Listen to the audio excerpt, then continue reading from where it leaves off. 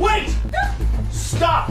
Don't eat that food! Who are you? What are you doing in our house?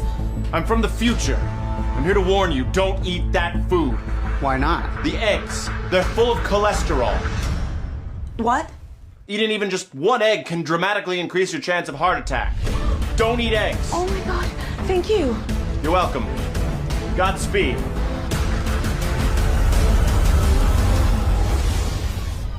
Well, I guess I better take those eggs. Wait! Stop! You're back! Yeah, we were wrong about the eggs. How? Well, it turns out there's two types of cholesterol. There's good cholesterol and bad cholesterol, and eggs actually have both. So you can eat eggs, but just don't eat the egg yolks. So stick with the egg whites. Yes, thank you. Godspeed. Wait! We were wrong about the eggs. Again? Yeah, okay, so it turns out that the amount of cholesterol in a food doesn't actually affect how much cholesterol ends up in your blood. The eggs are probably fine. In fact, we sort of don't even know what cholesterol is. But the steak! You can't eat the steak! Wait! We were wrong about the steak! It's the toast. Man was not meant to eat bread. What do you mean man was not meant to eat bread? Turns out it's genetic. Doesn't matter whether you exercise or what you eat. I'm sorry I ruined your meal. You just got to trust the science. I don't know what's so hard about that. The scientists have your best interests at heart. You know, are they paid to do certain things? Are they incentivized to do certain things? Yeah. Just like any business, right? It's a business of science. There's nothing wrong with them pushing or peddling their science. It's okay. You just listen to them, trust them. Everything will be okay. That video is I think it feels like it was me for a lot of my life. What do you mean you can't eat this? What do you mean you can't eat that? To the point where now I only eat steak and eggs. Actually, the two things that he was talking about are the two things I eat, which makes going to a grocery store very interesting because it's just all food fodder. It's like cartoon characters on these massive shelves. I just walk right by I don't even look at it anymore. Which is the wildest part about the steak and eggs and butter, chomping butter. I always tell my nephew, he says, like, you got to start chomping butter. And if someone were to tell me that as a kid, I thought it was gross. I thought butter was kind of gross my whole life for some reason. And now I chomp it. So the back is a little better. I tell you, see what happens now at this age, because I generally exercise a lot. I think that the damage is done and then the body clamps up. So yeah, I feel a little stiff and it's like, okay, well, I'll just take it easy. And then you do one stupid thing where I was like, there was a drill that was plugged into its charger that was underneath like a bench in the garage. And I was like in a weird position to trying to get at it, forgetting that the back's stiff. And then when I went to just pull it off, felt a snap right at the bottom of the back and just kind of sat me down for a while. I'm like, oh, I've been here before. Because this happened to me like 10 years ago when I was playing squash. I was on the court and I just swung, arbitrary swing, and it put me to the ground, right? So I knew how bad it could get. How bad these back things how debilitating they can be. So I started panicking. And so I reached out to the frequency healer, who I've been seeing for about a year and a half. You know, I'll go, it's almost like, it's the future of healthcare in a weird way. I'm not sure why it isn't in every doctor's office. You know, you just hook up there and it'll just run a million tests on you, showing you like how much parasites you have, any viruses kicking around, everything. It just throws. Scotty went through my back off, getting off the toilet. Yeah, that's what I mean. I mean, you never know. It's the stupidest things that will do this to you. And yeah, Jimmy Coco, pain is nature's way of saying don't do that. Yeah, I believe now that the disease is the cure. You know, a lot of times it's just the way your body going, listen, if you're not going to listen to, you know, your own intuition, we're going to shut you down. So I had some questions about what the frequency healer was. So to my limited knowledge of it, and I haven't done a deep dive. I send my whole family's been there, been to see her, full diagnostics. It really kind of turned my health around. Not that it was going sideways. It just was, you know, you get older, you don't feel as good and energetic, but like, what's wrong? What can I do? What can I optimize? You know? And so first off, it's usually parasites for most people. We are just hosts of these millions of parasites, and some just get, so you do, I don't know, maybe do a wormwood cleanse, you know, and in addition to your normal daily what have you. But so for instance, here's a story. My sister had, like, I call it high heel big toe. It's from wearing high heels all day long. She's like, her knuckle, you know, on her foot got inflamed, and she could no longer wear high heels. God forbid. But she started wearing runners, and slowly it just became debilitating.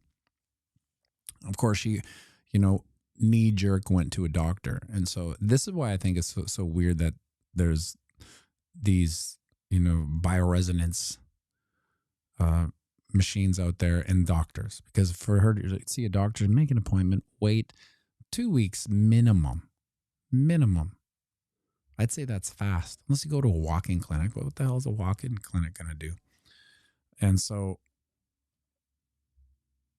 she went to, you know, her name's Melissa. She goes check out Melissa, and she's a little weary, you know, like, because it's a little weird. Like, what do you? So to explain it to any of you who don't know, if you were to ask me, well, what's going to happen? You're going to sit down. You're going to put 4 little nodes. She's going to put it on you. It's going to attach to this machine. Then she's going to bring a bowl of water, and you're going to put your bare feet in there. And there's these little diodes that are connected to other machines. So right there, it takes a certain amount of pastitude to go, okay.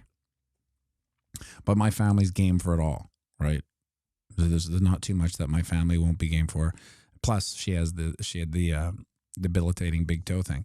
So she went there, basically hobbling. And the doctor, so long story short, she went to the doctor, and the doctor said, oh yeah, this is rheumatoid arthritis. Yeah, I would say, you know, just prepare for it to get worse. And if, you know, don't be surprised in 10 years if you can't walk on it. And this is Canadian medicine, right? She's like, what do you mean? What kind of answer is that? It's like, well, you know, it's a hard answer, right? So anyway, we'll go see Melissa. So she goes and sees Melissa, and tells her what's wrong. You know, they've run the diagnostics. There's an energy footprint that, you know what I say about music? Everything is a frequency. Everything is frequency. It resonates at a certain, you know, this is what Tesla said too, right? Everything is frequency. So everything in your body is vibrating at a frequency. And so there's these patterns that the system will pick up on, and it can harmonize or neutralize it with the corresponding kind of antidote to the frequency. So, I mean, to put it really dumb wise, if, you know, something in your toe is vibrating at, you know, 1 hertz, there's, you know, they've done the research that if you harmonize it with 11 hertz, it will neutralize it, right? Long story short, I know that it's a very quick answer for it, but that's what she did. And she went home. I mean, she didn't walk out of the place completely normal, but she woke up the next day She was in high heels again. Like she went from zero mobility in her foot to full mobility. We're talking a week before that, you know, the doctor was telling her be prepared to never walk on it. So it's crazy. And I always go see her just as a monthly run the scans. What can you see now? Yeah, eat all your fish, Royal Rife. It's a German company. It's Railcomp or something like that. And it's based on the Rife frequencies. So she has worked on people I know who were in trouble. And they were in so much trouble, the doctors, like my sister's foot, saying, "You're never going to walk again." They basically said, "Get your affairs in order." It's not looking good. They've done all they can, and by can, you know, they've ran everything, and they're just like, "There's nothing we can do at this point." So I told a good friend of mine, "Listen, yeah, what do you got to lose except for, you know, you might as well go and check it out." So she went. She was in trouble, big trouble. And she just got married last week. And I remember him telling me, "I'm not sure where the wedding's going to happen," but it did. She went to her doctor, and the doctor said, "This is how bad the doctors are too." They came out and they're like, "I don't know what to tell you. We don't see any signs." I don't want to say what it is. You know, you all know what it is. I don't see any signs of anything. We don't know what happened here. But I mean, it's good news. It's good news. I mean, the last time the doctor said that the last time they went to the doctor said, "Get your affairs in order." This time they're saying, "I don't know what to tell you, but everything's fine." And then they got married, right? And so when I hurt the back, anyway, that's fascinating that can happen, right? So I send everyone at the squash club tour to who are in similar situations. And of course, they make fun of me, right? You know, you're just going to go there and put your bare feet in a bowl and all those things. And so when I was sitting in the chair, I was actually going to like some of my friends who are chiropractors. Do you make a house call? Because I knew the last time this happened to me, I quasimodoed over for the next 3 or 4 days. My body muscles took me kind of into a weird position. And so I was like, "Do you do house calls?" And I'm like, "Oh man, I'm going to go see Melissa." Because I didn't know if I could get out of the chair. And then tonight we do the basement, and I got to set it up. Kyle set it up early in the week. So there's a lot of things I got to do. And so I basically sashayed up Melissa's stair, like a driveway, like kind of bow-legged, like when you got something wrong with your back. Did the 2-hour treatment, feet in a bowl of water. And Lord love a duck if I didn't walk out of there pseudo normal. Like the sachet was gone. I was walking like you wouldn't know that I had just crippled myself 3 hours ago. And I've been to the chiro. I do feel a little bit better, when something's wrong with the back, but not walking differently and completely almost normal. Now, it wasn't like I'm not 100%, but man, from not knowing if I could get out of a chair to walking back in the door and continuing with life is a real trip. And funny thing is that the last time I saw her, she told me, "Have you ever had pain here?" I'm like, "No," because that's a real kind of indicator of change. I'm not going in there in a health deficit, so to speak. So I'm not like, healing and feeling completely different than I did. So of course I open my big mouth, and what happens? I'm now in pain. So we get to check out what happens with the pain. It wasn't really pain; it's just stiff at the bottom, right? It was almost like someone hit me with a hammer on it.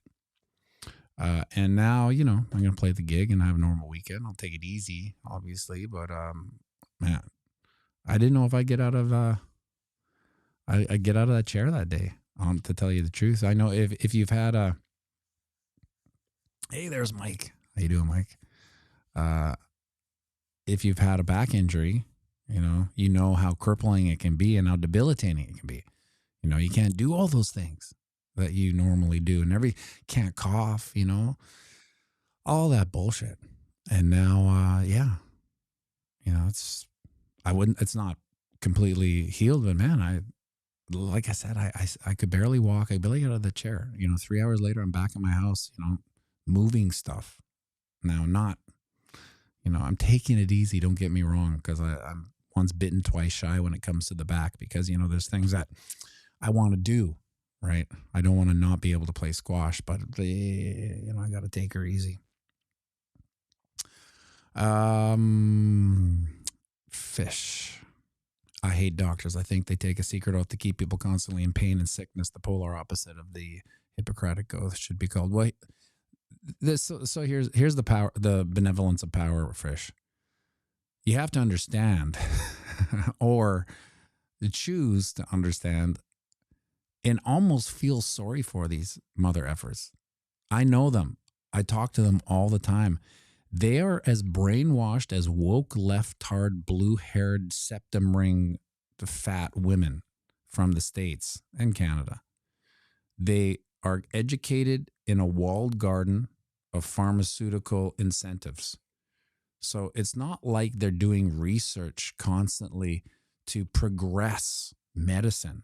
They're just learning how to be no different than like a factory worker in the 20s or 30s, but the factory is the halls of medicine, and they're like a really primitive AI. If this, then that.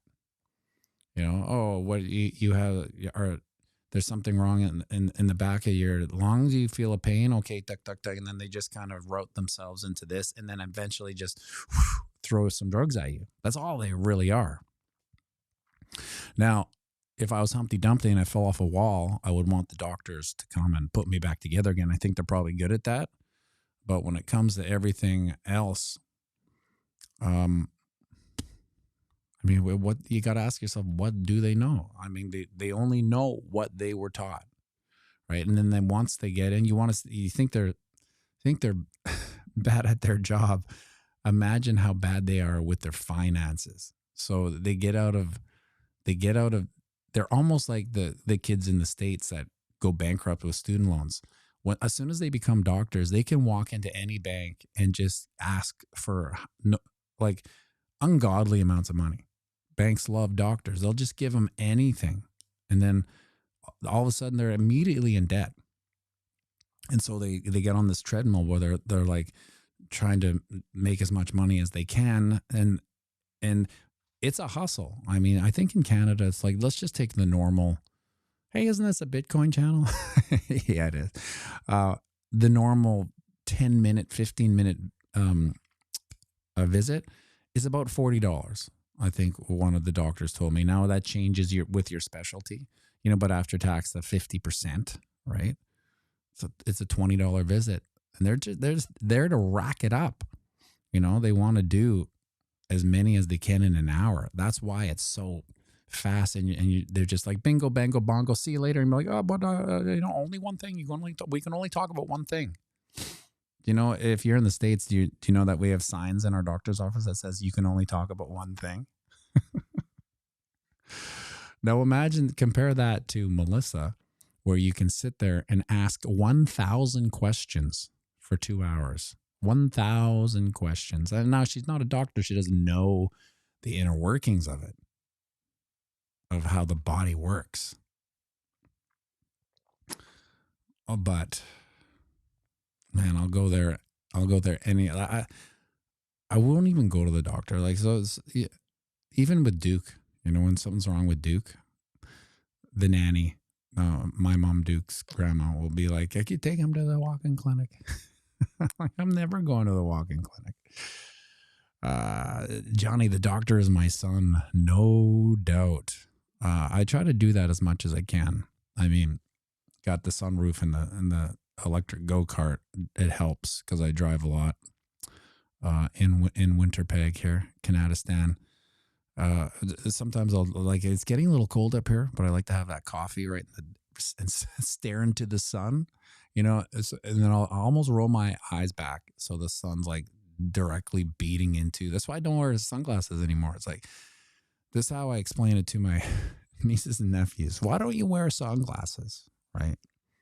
It's a good question. I was like, well, every single living thing on this planet, including the planet itself, gets information from the sun.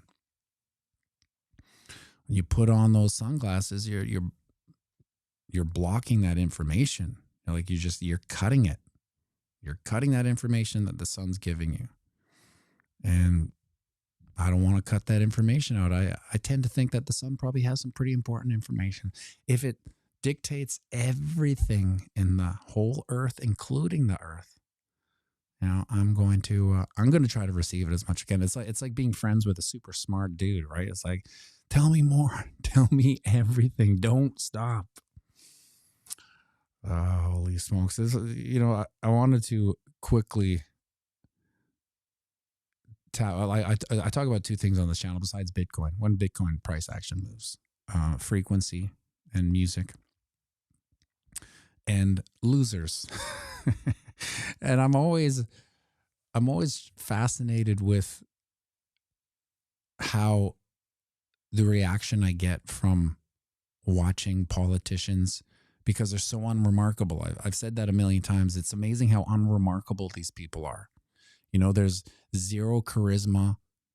They actually make you angry listening to them. Like if you've ever like watched the parliamentary, I wouldn't even call it debates.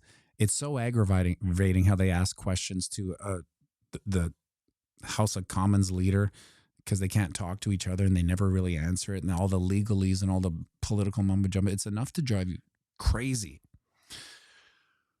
But I believe it's part of the shame ritual, right? They're there to humiliate you, in the sense that, look who is making your rules.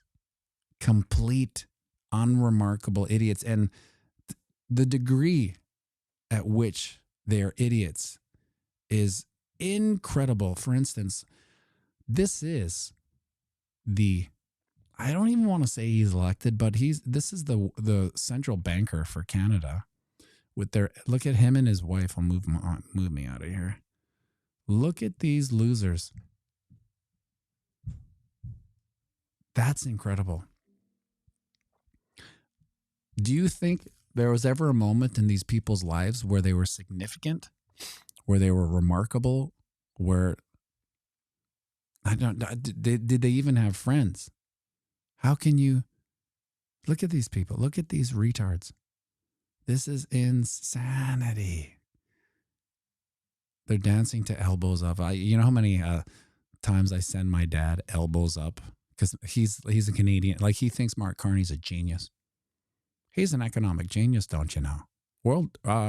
He ran the bank, so he doesn't know what central banks are. He just knows a bank's a bank. He runs the central bank of the UK, I think it was. I'm like, isn't that weird itself, Dad? Anyway, these complete retards. It's mind numbing, but it's the shame ritual. It's to humiliate you. It's to make you feel completely powerless that these retards are actually making rules for you. It's absolute insanity. And it never fails. Take a look at any of these politicians, how unremarkable they are. And now, a reason why they have to be unremarkable is they have to be powerless to their bosses, right? So if you have a strong, successful man, like, and I'm on the fence with Trump. Like, I believe they're all puppets, right, to a certain degree. But I would say that he's maybe the strongest man, in the sense that he's not dependent on all this money, although he took a ton of Israel money, right? So there's that. And the hand that gives is higher than the hand that takes. That's just the rule. That's like a physics.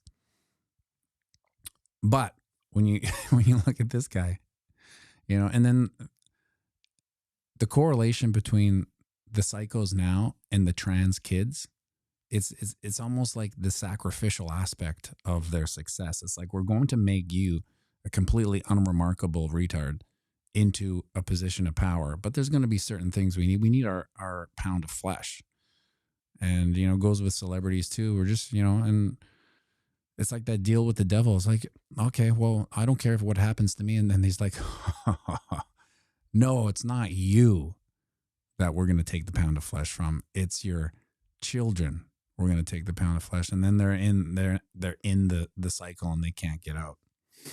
There's a bunch of others here. Let me go. Where is this? Where is my thing? Is this it? No. This is it. Listen, there's nothing going on the Bitcoin price, right? I'd like to tell you that there's, like, we're at the 61.8% fib on the 4-hour chart. Nothing. We're in a big holding pattern until dad's rules come. You know what my dad's rules are and my mom's rules are. If you don't, put it in the comment section. I'll explain it again, but I'm pretty sure everyone knows. The daily, we don't want to print out this head and shoulders pattern. That's not good. It's not good. I mean, it's just a pattern. It's mom's rules, but it's a pretty successful pattern when it plays out. And now we've just had a couple of down days. Monday, Tuesday are usually down anyway, right? But this is what we don't like. Let's say we have a real bullish day and we get up to 117. No one's really going to be bullish, but we will still be under the pull of this head and shoulders pattern. So you don't want to do that. We want to blast through this. And now the runway's getting shorter. So you can see here 548 days, October 20th. That's the length of the last bull run. So it's the 16th. So in 4 days, we'll be on borrowed time when it comes to historic cycles. May not be something, but she sure ain't nothing. And on the weekly. So here this is what I want to do. There's so many things that I want to do. I usually wake up once a night and then my mind starts ripping, right? And it's like I embrace the rippage because it's almost like watching my own movie. You know, these thoughts that come in. It's like, oh yeah, because it's not me thinking it. I'm just sitting there lying in my bed and these things are going ripping by. And it's like, on one hand, I want to go back to bed. On the other hand, I want to watch the movie. You know what I mean? Like back in the day when I remember you'd put on a movie in 10 minutes, you're like, we can't stay up. Well, that's what it's like now, but these are thoughts, right? Where are the thoughts coming from? Who's creating these thoughts, right? Well, I'm going to watch it until it exhausts me. And then I get here in the morning and I'm like, what the hell were those thoughts? Anyway, I've been telling this mechanism here on the weekly chart, where we always have to get over the 38.2% fib or it's a dead cat bounce into the crypto winter. I just wanted to reiterate how I came upon Duke's playing the piano, how I came upon this in the old bull market. I've shown this before, but in case you've missed it, this is how you get that. This is the 2001 November 10th. So here's our high of 69. We pull a fib down to this, which was a 50% drawdown. Just to reiterate that, from the high to this low, 52% drawdown. And then when we had the dead cat bounce, it went to 38.2%, and we didn't get past it. This is the 38.2% fib here. We didn't get past it, and we just cleaned up the theater, went home. That's 2021. Now, if we go back to 2017, it's really uncanny. I know I've shown this, but it's still pretty interesting. 2017, let's take the top here to here, which was also a 50% pullback. It tried to get up. Here's a 38.2% fib. Couldn't do it. See, we put a wick over, but we basically closed the candle right at the 38.2% fib. And that was it for that bull run, right? So I think we just got to keep our eye on that one.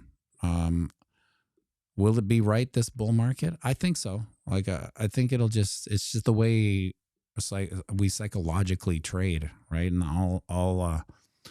all retail trading and TA for most part is just the psychology of fear and greed, right? So what would happen is that the reason why it's a dead cat bounce to 38.2%. Now, here's the caveat. This is only an 18% dip. So it's not a 50% dip. Can you imagine a 50% dip right now? Let's see where a 50% dip would take us to. Let's do some bearish porn here. YouTube's going to, did you say porn? Yeah, you can't do that. 50% dip would take us to 62K. So the law of large numbers are on one hand protecting us in the sense that, we all get so unbelievably perturbed at these 18% pullbacks. But listen, 2021, that was a 50% pullback. Imagine going down to 62. There's no way anyone would think we're coming back, right? But we would probably make a dead cat bounce to the 38.2% fib. And so that's where this one is. It's at 18.8. However, there is a backdoor caveat that we didn't. It's not, to me, it's not a big enough. It's not a big. Bear porn doesn't mean what you think it does, right? It's not a big enough pullback, but maybe that's where things are different. Maybe the 50% is now 20%. Maybe that is the devastating pullback. Because if you were to watch like any of crypto Twitter, the absolute sky is falling when it comes to price action. There's no recovering. Like, I couldn't believe it. I'm sitting there like I felt like Brad Pitt in Oceans 11 and 12, where it's just every scene, no matter what, he's just eating. Or I'm just watching this price go down. It's like, no, it's 10%. Who gives a shit, right? People are losing their mind. So we are kind of getting a little bit fragile. Imagine 62%, 50% pullback. It'd be insanity, right? So anyway, if we don't see a 50% pullback, there is a chance that this whole setup is, invalidated. But who knows? Who knows? Well, we'll keep our eye on it. The last time we had this, what was that, at 102? We had this exact setup and we blasted past it, right? So that invalidation is closing a candle, probably on the weekly, at least at the 23.6, and maybe we don't ever want to close the candle underneath it again. That would be the where she might be all she wrote. But hey, take your vitamin P, Terry Crow. Your patience. It's what's going to get you through everything. Because that's all it takes is time, right? Time is all it takes. Make sure you like and subscribe and share